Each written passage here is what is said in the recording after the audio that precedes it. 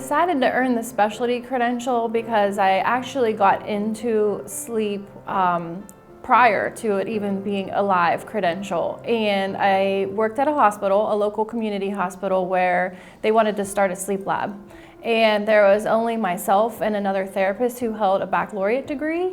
And they asked us if we could actually open the lab. And so that's where like kind of my passion began with sleep. My first job was working in durable medical equipment, which is what piqued my interest in sleep medicine.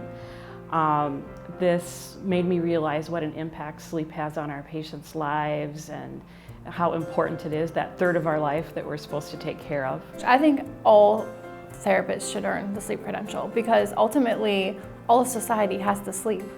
You know, the SDS is a little bit different than NBRC's other credentials.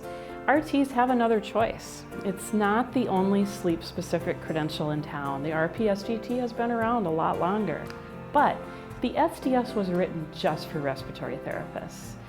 It takes into account our background and our education and our skills that we bring to the table right out of RT school. You know, if you find that passion and you have that knowledge, that base knowledge, finding the ability to take care of patients and actually making patients better in one night is amazing. Probably about 2 or 3 years ago, I had a patient actually hunt me down in the grocery store.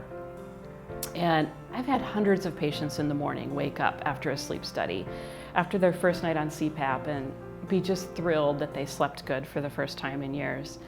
But this particular gentleman hunted me down in the produce aisle, and he said, "Do you remember me? You changed my life."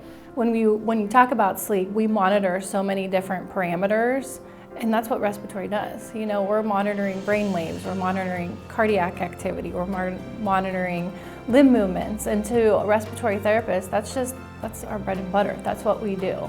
We know this. This is what we do. You know, who better than to take care of these patients than a respiratory therapist that also holds the sleep credential?